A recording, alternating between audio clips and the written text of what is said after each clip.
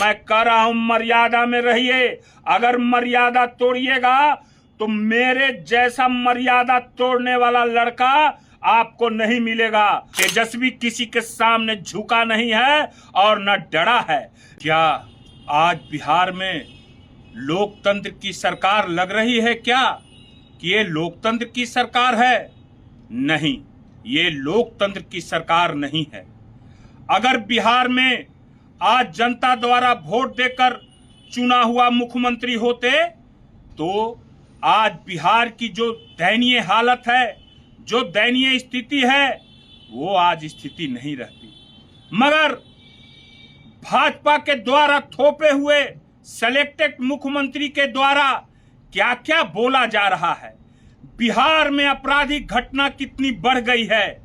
आज युवा हथियार उठाने को मजबूर हो गए हैं क्योंकि युवा बेरोजगार हैं। युवाओं की इसमें क्या गलती है? आज जो आरा की तरफ जो मर्डर हुआ, जो प्रशासन के द्वारा हत्या की गई, मैं उसको हत्या कहूंगा, इनकाउंटर नहीं कहूंगा। जो भरत तिवारी की जो आज हत्या की गई प्रशासन के द्वारा, आज वो भरत तिवारी कौन गलती किया था? आज वो मानसिक रूप से क्यों विक्षिप्त हुआ? पहले तो ऐसा नहीं था। ये सरकार के सिस्टम से युवाओं की जो स्थिति हो रही है, आज युवाओं हथियार उठाने को मजबूर हो रहे हैं। जो बिहार को ऐसा एक अपराधी मुख्यमंत्री थोपा गया हो, वो कैसे कैसे बयान दे रहा है। वो कह रहे हैं कि अपराधियों को नेपाल जाना पड़ेगा। मैं जदयू के उन नेताओं से पूछना चाहता हूं कि क्या 21 साल नीतीश कुमार ने जो बिहार को चलाया, बिहार में जो सरकार चलाया, क्या उनके शासन में अपराध बढ़ गया था ना? ये मानते हैं ना सम्राट चौधरी जी, भाजपा के मुख्यमंत्री?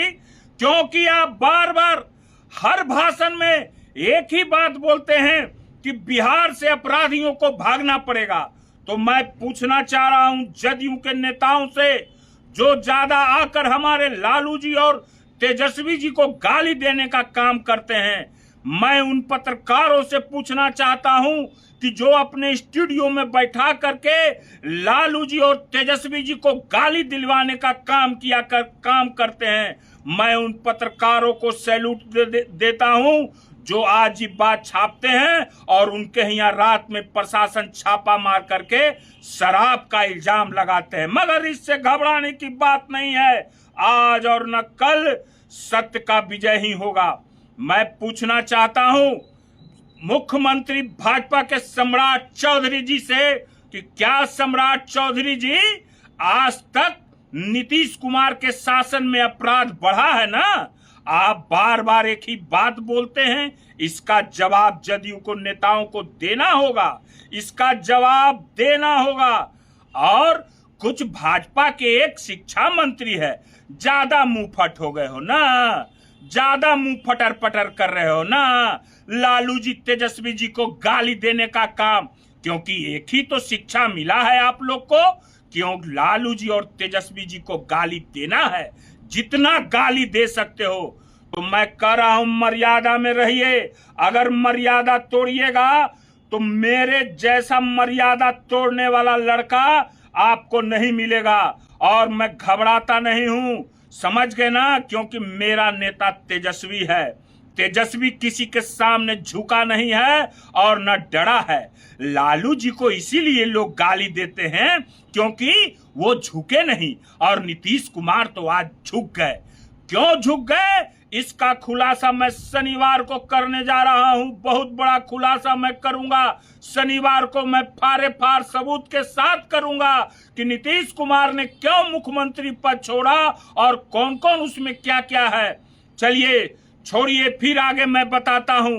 आज जो बिहार की स्थिति है, युवाओं में जो मने गृह युद्ध छिड़ने की स्थिति हो चुकी है। आप लोग जात पात में बांटने का प्रयास कर रहे हैं, कहीं शिक्षाओं की लड़ाई में जात पात करने का प्रयास कर रहे हैं।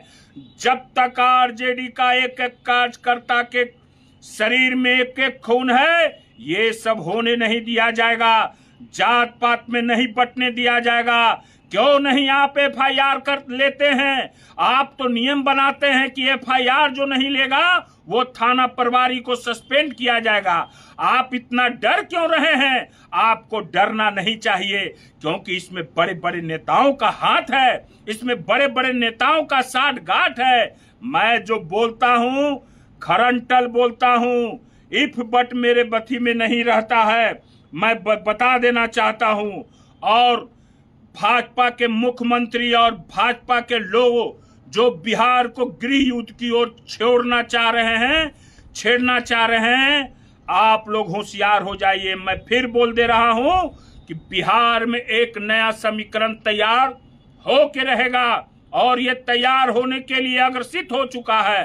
ठीक है, मैं फिर हर बार नहीं बोलूंगा, मैं फिर कहूंगा होश में आ जाइए। प्रशासन की क्या स्थिति है मैं एक भेद खोल दूंगा। मैं फिर शनिवार को आऊंगा और सारी बात बताऊंगा। ठीक है।